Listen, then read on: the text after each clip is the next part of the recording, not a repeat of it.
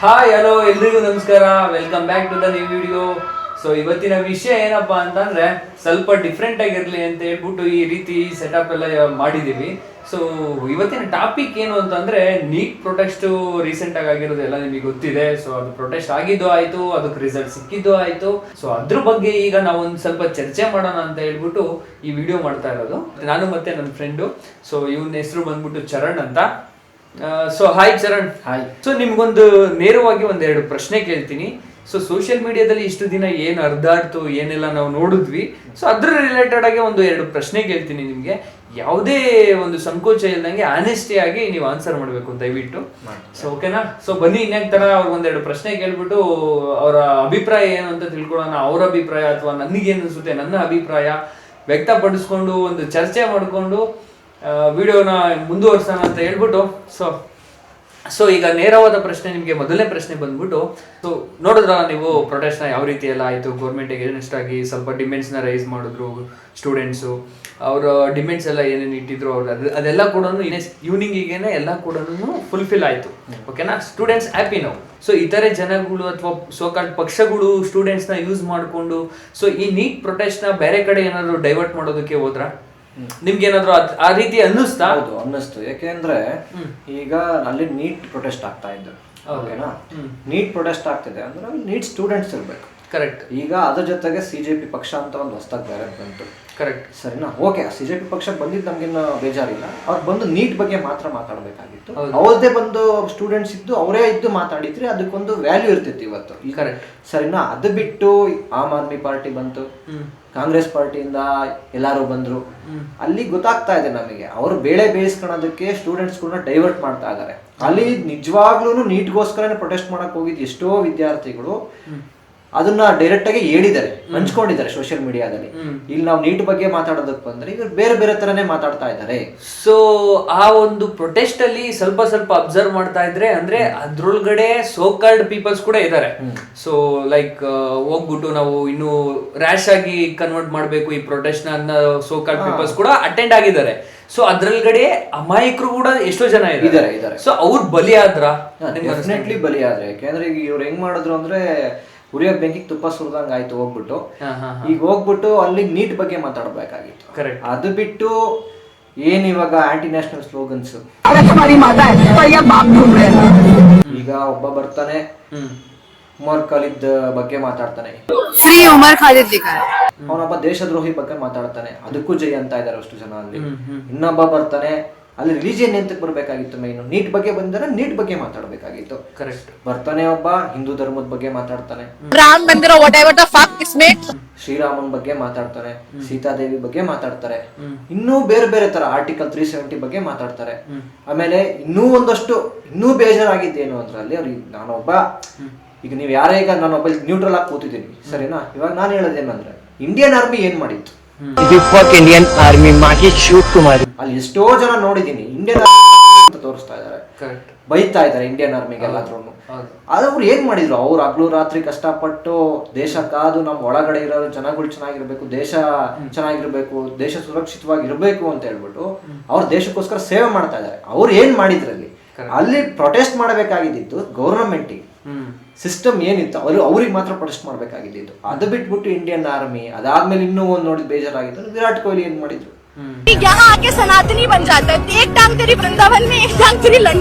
ಇವ್ರಗಳ ಬಗ್ಗೆ ಎಲ್ಲ ಮಾತಾಡ್ತಾ ಇರೋದು ಇವ್ರುಗಳು. ಇನ್ನೂ ಒಂದ್ ಬೇಜಾರು ಅಂದ್ರೆ ಯಾರೇ ಪ್ರಧಾನಿ ಅನ್ನಿ, ಒಬ್ಬ ಪ್ರಧಾನಿಗೆ ಫಸ್ಟ್ ನಾವು ಗೌರವ ಕೊಡ್ಬೇಕು.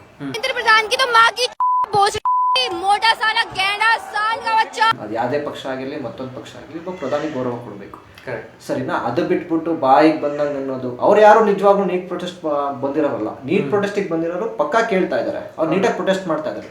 ಅಲ್ಲಿ ಬಂದು ತುಪ್ಪ ಸೇರಿದ್ದು ಅಂದ್ರೆ ಆ ಬೆಂಕಿಗೆ ಈ ಕಾಂಗ್ರೆಸ್ ಅವರು ಮತ್ತೊಂದು ಬಂದು ಇವ್ರು ಸುರಿದಿದ್ದು. ಸೊ ಈಗ ನೀಟ್ ಪ್ರೊಟೆಸ್ಟ್ ಆಗಿತ್ತು, ಮತ್ತೆ ರಿಸಲ್ಟ್ ಕೂಡ ಸಿಕ್ತು. ಅನ್ಕೊಂಡಂಗೆ ಸ್ಟೂಡೆಂಟ್ ಏನೇನು ಡಿಮ್ಯಾಂಡ್ ಇಟ್ಟಿದ್ರು 3 ಡಿಮ್ಯಾಂಡು ಕೂಡ ನೆರವೇರಿತು. ಒಂದು ಯಾರು ಪೇಪರ್ ಲೀಕ್ ಮಾಡಿದ್ರು ಅವ್ರಿಗೂ ಒಂದು ಶಿಕ್ಷೆ ಆಗ್ಬೇಕಾಗಿತ್ತು. ಸೊ ಶಿಕ್ಷೆ ಕೂಡ ಆಯ್ತು. ಸೊ ಇವರು ಧರ್ಮೇಂದ್ರ ಪ್ರಧಾನ್ ರಿಸೈನ್ ಮಾಡಬೇಕಿತ್ತು, ಅದು ಕೂಡ ಆಯಿತು. ನೆಕ್ಸ್ಟ್ ಇನ್ನೊಂದು ಮುಂದಿನ ಬರೋ ನೀಟ್ ಎಕ್ಸಾಮ್ಸ್ಗಳಲ್ಲಿ ಒಂದು ಪರ್ಮನೆಂಟ್ ಸೊಲ್ಯೂಷನ್ ತಗೊಬರ್ಬೇಕಿತ್ತು, ಅದು ಕೂಡ ಆಯಿತು. CBT ತಗೊಂಡ್ಬಂದ್ರು. ಸೊ ಇದೆಲ್ಲ ಚೇಂಜಸ್ ನೋಡಿದಾಗ ಸ್ಟೂಡೆಂಟ್ಸ್ ಹಾಕಿದ್ದ ಎಫರ್ಟ್ಗೆ ಯಾವುದೇ ರೀತಿ ಮೋಸ ಇಲ್ಲ ಅಂತ ಅನ್ನಿಸ್ತಾ? ಸ್ಟೂಡೆಂಟ್ಸ್ ಹಾಕಿದ್ದ ಎಫರ್ಟಿಗೆ ಮೋಸ ಇಲ್ಲ. ಯಾರು ನಿಯತ್ತಾಗಿ ನೀಟ್ ಪೇಪರ್ ಲೀಕ್ ಆಗಿದೆ ಅದ್ರ ಬಗ್ಗೆ ಬಂದು ಪ್ರೊಟೆಸ್ಟ್ ಮಾಡಿದ್ದಾರೆ, ಅವ್ರಿಗೇನು ಮೋಸ ಇಲ್ಲ ಇದು. ಕರೆಕ್ಟ್. ಸರಿನಾ? ಅದು ಬಿಟ್ಟು ಇದ್ರೊಳಗಡೆ ಬೇಳೆ ಬೇಯಿಸ್ಕೊಳಕ್ ಬಂದ್ರಲ್ಲ, ಅವ್ರಿಗೆ ಸ್ವಲ್ಪ ಅಡ್ವಾಂಟೇಜ್ ಆಗಿದೆ ಇವಾಗ. ಕರೆಕ್ಟ್. ಸರಿನಾ? ಇವಾಗ ಕಾಂಗ್ರೆಸ್ನವ್ರು ಬಂದ್ರು ಮತ್ತೊಂದೇನೋ ಹೇಳ್ಬಿಟ್ಟು ಇನ್ನೂ ಡೈವರ್ಟ್ ಮಾಡಿದ್ರು ಅದನ್ನ. ಸರಿನಾ? ಇವಾಗ ನಾನ್ ಕೇಳೋದೇನು ಅಂದ್ರೆ, ಈಗೇನು ಈ CJP ಪಕ್ಷ ಹೊಸದಾಗ ಒಂದೇನು ಉಟ್ಕೊಂಡಿದೆ, ಕರ್ನಾಟಕದಲ್ಲಿ ಮತ್ತೆ ಪಂಜಾಬ್ ಅಲ್ಲೂ ಪೇಪರ್ ಲೀಕ್ ಆಯ್ತು 2025ರಲ್ಲಿ. ಈಗ ಅದ್ರನ್ನು ಹೋರಾಟ ಮಾಡ್ಬೇಕಲ್ವಾ? ಇವಾಗ ಅವರೆಲ್ಲ ಸ್ಟೂಡೆಂಟ್ಸ್ ಅಲ್ವಾ, ಬರೀ ನೀಟ್ ಅಂತಾನೆ ವ್ಯಾಲಿಡ್ ಮಾಡ್ಕೊಂಡು. ಸೊ ಈಗ ನೀವು ಪೇಪರ್ ಲೀಕ್ ಆಯ್ತು ಅಂದಿದ್ ಬಗ್ಗೆ ಇದು KPSC ಅಂಡರ್ ಅಲ್ಲಿ KS ಪೇಪರ್ ಲೀಕ್ ಆಯ್ತು ಲಾಸ್ಟ್ ಇಯರ್. ತುಂಬಾ ಪ್ರೊಟೆಸ್ಟ್ ಆಯ್ತು, ಸ್ಟೂಡೆಂಟ್ಸ್ ಕೂಡ ಪ್ರೊಟೆಸ್ಟ್ ಮಾಡಿದ್ರು. ಅದ್ ಯಾವ್ದೇ ರೀತಿ ಎಂಡ್ ಆಫ್ ದ ಡೇ ಯಾವ್ದೇ ರೀತಿ ರಿಸಲ್ಟ್ ಸಿಗ್ಲಿಲ್ಲ ನಮ್ ಸ್ಟೂಡೆಂಟ್ಸ್ಗೆ. ಸೊ ಇದೆಲ್ಲ ಇದ್ರ ಬಗ್ಗೆನೂ ಅವಾಗ ಕೂಡ ಈ ಪಕ್ಷ ಅವಾಗ್ಲೇ ಹುಡ್ಕೋಬಹುದಿತ್ತು, ಯೂತ್ಸ್ ಕೂಡ ಅವಾಗ್ಲೂ ಇನ್ನೂ ಒಂದಾಗ್ಬೋದಿತ್ತು, ಇನ್ನೂ ಇದೇ ರೀತಿ ಸ್ಟ್ರಾಂಗ್ ಆಗಿ ಇದ್ದಿದ್ರೆ. ಸೊ ಯಾವುದೇ ಒಂದು ಎಜುಕೇಶನ್ ಆದ್ಮೇಲೆ ಎಕ್ಸಾಮ್ಸ್ ಅಂತೂ ಬರೆಯೋದಕ್ಕೆ ಎಲ್ಲರೂ ಕೂಡ ಬರ್ತಾರೆ ಗೌರ್ಮೆಂಟ್ ಎಕ್ಸಾಮ್ಸ್ಗೆ. ಸೊ ಅಲ್ಲೂ ಕೂಡ ತುಂಬಾನೇ ಅನ್ಯಾಯ ಆಗ್ತಾ ಇದೆ. ಸೊ ಅದನ್ನು ಕೂಡ ಇದೇ ರೀತಿ ಸ್ಟ್ರಾಂಗ್ ಆಗಿ ನಿಂತ್ಕೊಂಡು ಹೋರಾಟ ಮಾಡಿದ್ರೆ ಡೆಫಿನೆಟ್ಲಿ ಅಲ್ಲೂ ಕೂಡ ಒಂದು ತಕ್ಕಂತ ರಿಸಲ್ಟ್ ಸಿಗ್ತಿತ್ತು ಕೂಡ. ಅದ್ರ ಬಗ್ಗೆ ಇವಾಗ ಏನು ಇದೇ ಕರ್ನಾಟಕದಲ್ಲಿ KPSC ಎಕ್ಸಾಮ್ ಏನು ಪೇಪರ್ ಲೀಕ್ ಆಯ್ತು, ಎಷ್ಟೋ ಲಂಚಕ್ಕೆಲ್ಲ ಒಂದು ಸೀಟ್ಗಳನ್ನ ಮಾರ್ಕೊಂಡ್ರು, ಎಷ್ಟೋ ಜನ ಸ್ಟೂಡೆಂಟ್ಸ್ ಲೈಫ್ ಹಾಳಾಗಿಲ್ವಾ? ಒಂದು. ಅದಾದ್ಮೇಲೆ ಅವತ್ತು ಇಲ್ಲಿ ಇದ್ದಿದ್ದು ಕಾಂಗ್ರೆಸ್ ಸರ್ಕಾರ. ಸರಿನಾ? ಅವತ್ತಷ್ಟೆಲ್ಲಾ ಪ್ರೊಟೆಸ್ಟ್ ಮಾಡಿದ್ರು ಕೊಡ್ಬೇಕಾಗಿತ್ತು ರಾಜೀನಾಮೆನ. ಯಾರು ಎಜುಕೇಶನ್ ಮಿನಿಸ್ಟ್ರಿ ಅವ್ರು ಇದ್ದರು, ಎಂತಕ್ಕೆ ಕೊಡ್ಲಿಲ್ಲ? ಇವತ್ತು ಇಲ್ಲಿಂದ ಅಲ್ಲಿಗೆ ಹೋಗಿದ್ದಾರೆ ಪ್ರೊಟೆಸ್ಟ್ ಮಾಡೋದಕ್ಕೆ, ನೀಟ್ ಪೇಪರ್ ಲೀಕ್ ಆಯ್ತು ಅಂತ. ತಂದೆ ಸರ್ಕಾರ ಇದ್ದಾಗ್ಲೇನೆ KPSC ಒಂದು ಎಕ್ಸಾಮ್ ಲೀಕ್ ಆದಾಗ ಎಂತಕ್ಕೆ ಒಂದು ಸ್ಟ್ಯಾಂಡ್ ತಗೊಂಡಿಲ್ಲ ಈ ಕಾಂಗ್ರೆಸ್ ಸರ್ಕಾರ? ಫಸ್ಟ್ ಇದು ನನಗೆ ಬೇಕಿರೋದು. ಈಗ ಅಲ್ಲಿ ಅವ್ರು ಬೇಳೆ ಬೇಯಿಸ್ಕೊಬೇಕು, ಅಪೋಸಿಷನ್ ಪಾರ್ಟಿ ಅವ್ರನ್ನ ತುಳಿಬೇಕು. ಹೋದ್ರು ಅಲ್ಲಿ ನಿಯತ್ತಾಗಿ ಹೋಗಿದ್ದವ್ರಿಗೆ ಪಾಪ ಒಂದು ಅವ್ರಿಗೇನು ಗೊತ್ತಿಲ್ಲ, ಏನೋ ಈ ತರ ಬರ್ತಾರೆ ಮತ್ತೊಂದು ಕಾನ್ಸೆಪ್ಟ್ ಏನಿತ್ತು ಅವ್ರದ್ದು. ನೀಟ್ ಪೇಪರ್ ಲೀಕ್ ಆಗಿದೆ, ನಮಗೆ ಅನ್ಯಾಯ ಆಗಿದೆ, ರೆಸಿಗ್ನೇಷನ್ ಕೊಡಿಸ್ಬೇಕು. ಅವ್ರಿಗೆ ಯಾರ್ಯಾರು ಅದನ್ನ ಮಾಡಿದರೆ ಅವರಿಗೆ ಶಿಕ್ಷೆ ಆಗ್ಬೇಕು, ಅವ್ರೊಂದು ಪೆನಾಲ್ಟಿ ಬೀಳಬೇಕು, ಮುಂದಕ್ಕೆ ಈ ತರ ಆಗ್ದಂಗೆ ತಡೆಗಟ್ಟಬೇಕು ಅಂತ ಹೇಳ್ಬಿಟ್ಟು. ಇನ್ನೊಂದು ಪ್ರಶ್ನೆ ನಿಮ್ಗೆ ಏನಂತಂದ್ರೆ, ಈಗ ಹಲವಾರು ಸೋಷಿಯಲ್ ಮೀಡಿಯಾದಲ್ಲಿ ಯೂತ್ಸ್ ಎಲ್ಲ ಮತ್ತೆ ಒಂದು ವಾಯ್ಸ್ ರೈಸ್ ಮಾಡ್ತಿರೋದು ಏನಂತ ಅಂದ್ರೆ, ರಿಸರ್ವೇಶನ್ ತೆಗಿಬೇಕು ಅಂತ ಹೇಳ್ತಿದ್ದಾರೆ. ಯಾವುದೇ ಕೆಟಗರಿಗೂ ರಿಸರ್ವೇಶನ್ ಒಂದು ಹೊರತುಪಡಿಸಿ ಎಲ್ಲರೂ ಈಕ್ವಲ್ ಅನ್ನೋದು ತಗೋಬರ್ಬೇಕು ಅಂತ ಎಲ್ಲ ವಾಯ್ಸ್ ರೈಸ್ ಮಾಡ್ತಿದ್ದಾರೆ. ಸೊ ಅದ್ರ ಬಗ್ಗೆ ನಿಮ್ಮ ಅಭಿಪ್ರಾಯ? ಅದ್ರ ಬಗ್ಗೆ ಬಂದ್ರ ಅಭಿಪ್ರಾಯ, ಫಸ್ಟ್ ರಿಸರ್ವೇಶನ್ ತೆಗಿಬೇಕು. ಯಾಕೆ ಅಂತ ಅಂದ್ರೆ, ಇಲ್ಲಿ ಟ್ಯಾಲೆಂಟ್ ನ ನೋಡ್ಬೇಕು, ಸ್ಕಿಲ್ ನ ನೋಡ್ಬೇಕು, ಅದ್ರ ಮೇಲೆ ಆ ಬೇಸ್ ಮೇಲೆ ಒಂದು ಕ್ಯಾಟಗರಿ ಅಂತ ಮಾಡ್ಬೇಕು ಹೊರತು ಅದು ಬಿಟ್ಬಿಟ್ಟು ಕ್ಯಾಸ್ಟ್ ನೇ ಅಲ್ಲೇ ತಗೊಂಡ್ ಬರ್ತಿದಾರಲ್ಲ ಅವರು. ಈ ತರ ಕ್ಯಾಸ್ಟ್ ಅಲ್ಲೇ ನಾವು ಹಂಚಿಕೆ ಮಾಡ್ತಾ ಇದೀವಿ ಅಂತ ಅಲ್ಲೇ ಬಂತಲ್ಲ ಜಾತಿ. ಮತ್ತೆ ಇನ್ನೆಲ್ಲೋಗುತ್ತೆ ಸಿಸ್ಟಮ್ ಅಲ್ಲಿ ಜಾತಿ. ಈಗ ನೀವು ಜಾತಿ ಅಂತ ಹೇಳ್ತಿದ್ರಲ್ಲ, ಈಗ ಫಸ್ಟ್ ಆಫ್ ಆಲ್ ಅದ್ರ ಬಗ್ಗೆ ಒಂದು ನೇರವಾಗಿ ನಿಮಗೆ ಪ್ರಶ್ನೆ ಕೇಳೋದಾದ್ರೆ, ಫಸ್ಟ್ ನಿಮ್ಗೆ ಜಾತಿ ಮುಖ್ಯನೋ ಅಥವಾ ಕಂಟ್ರಿ ಮುಖ್ಯನೋ? ನನಗೆ ನನ್ನ ಕಂಟ್ರಿ ಫಸ್ಟ್, ಅದಾದ್ಮೇಲೆ ನನ್ನ ಜಾತಿ, ನನ್ನ ಧರ್ಮ ಎಲ್ಲ ಅದಾದ್ಮೇಲೆ ನನಗೆ ನನ್ನ ದೇಶ ಫಸ್ಟ್. ದೇಶ ಆದ್ಮೇಲೆ ನಂದು ಹೊರಗಡೆ. ನನ್ನ ಧರ್ಮ ಬಂದು ಹಿಂದೂ ಧರ್ಮ. ಸರಿನಾ? ನಾನು ಏನೇ ಒಂದು ನನ್ನ ಕಲ್ಚರ್ ಮತ್ತೊಂದು ನಾನು ಏನೇ ಒಂದು ಆಚರಣೆ ಏನಿದ್ರು ನನ್ನ ಮನೆ ಒಳಗಡೆ ಮಾತ್ರ. ನಾನು ಮನೆಯಿಂದ ಹೊರಗಡೆ ಬಂದ್ರೆ ನನ್ನ ಸಂವಿಧಾನದ ಒಂದು ಅಂಡರಲ್ಲಿ ಬರ್ತೀನಿ, ನಾನು ಅದನ್ನ ನಾನು ಫಾಲೋ ಮಾಡ್ಬೇಕು. ಸರಿನಾ? ಅದು ಬಿಟ್ಬಿಟ್ಟು ನಾನು ಇಲ್ಲಿ ನಾನೊಬ್ಬ ಹಿಂದೂ, ನಾನು ಹೊರಗಡೆನೂ ನಾನು ಹಿಂದೂ ಅಂತ ಹೇಳ್ಬಿಟ್ಟು ಅಲ್ಲಿ ಕೂಗಾಡೋದಲ್ಲ.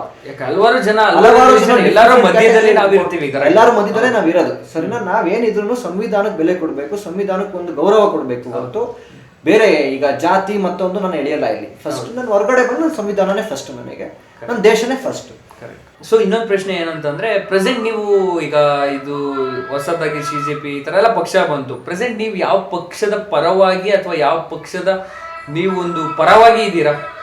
ಸರಿ, ಇವಾಗ ನೀವು ಕೇಳ್ತಾ ಇದೀರಾ ಯಾವ ಪಕ್ಷಕ್ಕೆ ವೋಟ್ ಹಾಕ್ತಾ ಇದ್ದೀರಾ, ಯಾವ ಪಕ್ಷ? ನಾನು ಇಲ್ಲಿ ಯಾವುದೇ ರೀತಿ, ಯಾಕೆಂದ್ರೆ ವೋಟ್ ಹಾಕೋದು ವೈಯಕ್ತಿಕ, ಅದು ಅವ್ರು ವೈಯಕ್ತಿಕವಾಗಿ ಬರುತ್ತೆ, ಹೇಳ್ಕೊಡೋದಕ್ಕಾಗಲ್ಲ. ಸೊ ನೀವು ಯಾವ ಪಾರ್ಟಿಗೆ ಸಪೋರ್ಟ್ ಮಾಡ್ತೀರಾ, ಈ ಪಾರ್ಟಿ ನಮಗೆ ಕೆಲಸ ಮಾಡ್ಕೊಡ್ತು ಅನ್ನೋದಾದ್ರೆ ಯಾವುದೇ? ನನ್ಗೆ ಈ ಪಾರ್ಟಿ ಕೆಲಸ ಮಾಡ್ಕೊಡ್ತು. ಇವಾಗ ನಾನು ನೋಡ್ತೀನಿ ಫಸ್ಟ್ ಕ್ಯಾಂಡಿಡೇಟ್ ಹೇಗಿದ್ದಾರೆ, ಏನು ಎತ್ತ, ಪಕ್ಷ ಏನ್ ಮಾಡ್ತಿದೆ, ಏನು ಎತ್ತ ಅಂತ ನೋಡಿದಾಗ ನಾನು ನನಗೆ ವೋಟಿಂಗ್ ರೈಟ್ಸ್ ಬಂದಾಗಿಂದ ನಾನು ನೋಡಿದ್ರು ಅಂಟಿಲ್ 70 years ಕಾಂಗ್ರೆಸ್ ಇತ್ತು ಈ ದೇಶದಲ್ಲಿ. ಅಂತ ಏನು ಡೆವಲಪ್ಮೆಂಟ್ ಮಾಡಿಲ್ಲ ಅವರು.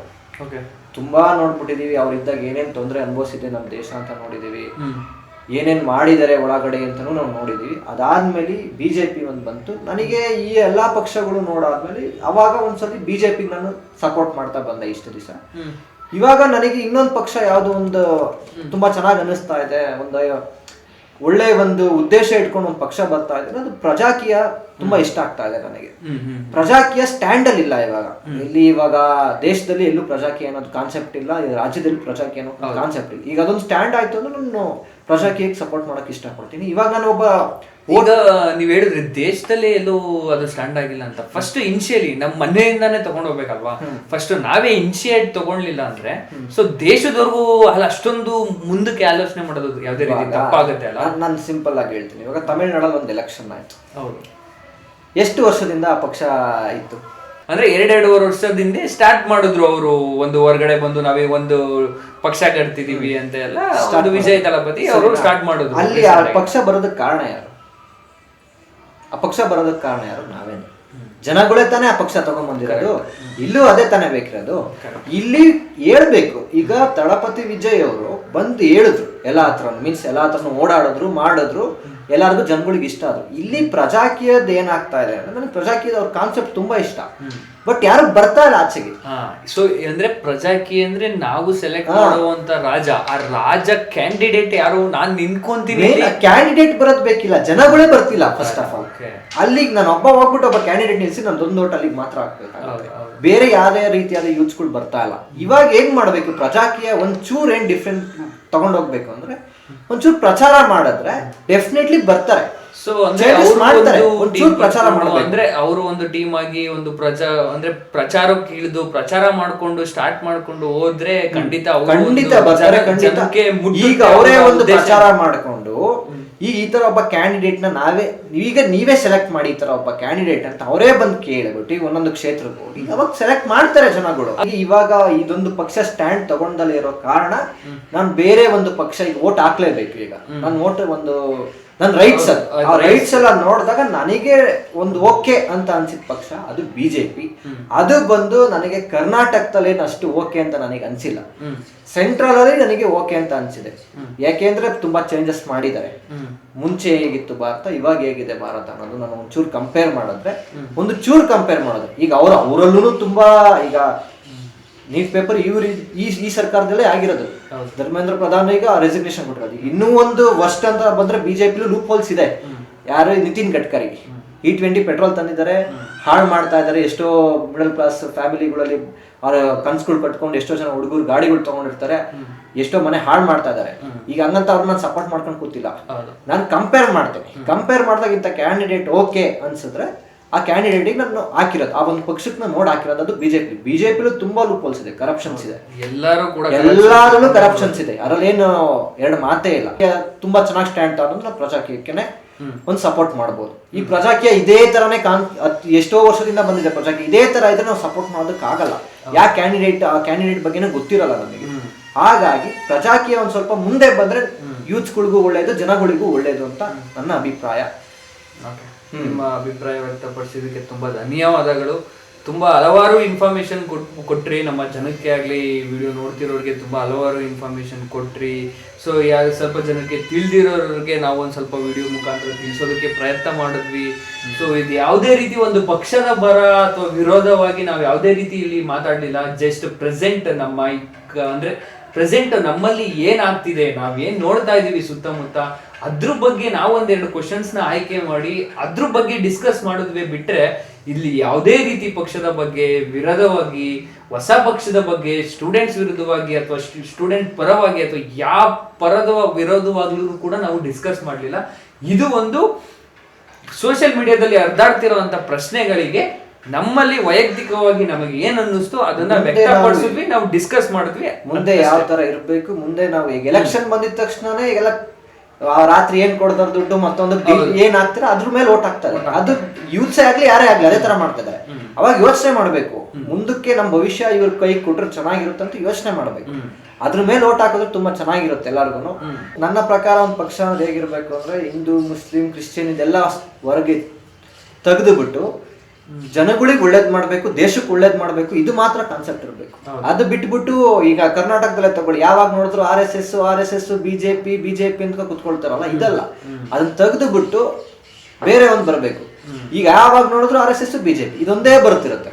ಅದು ಬಿಟ್ಬಿಟ್ಟು ಕೆಲಸ ಏನ್ ಮಾಡಿದಾರೆ ಅಂದ್ರೆ ಏನೂ ಇಲ್ಲ, ಝೀರೋ. ಇದು ಬೇಡ. ಬರ್ತಾರೆ, ದುಡ್ಡು ಮಾಡ್ಕೊಂತಾರೆ, ಹೋಗ್ತಾರೆ ಅಷ್ಟೇ. ಈಗ ರೈತರುಗಳಿಗೂ ಎದೆ ಮೇಲೆ ಕಲ್ಲು ಎಳಿತಾ ಇದಾರೆ ಈಗ ಆಲ್ರೆಡಿ. ಇದೆಲ್ಲ ನಡೀತಾ ಇದೆ.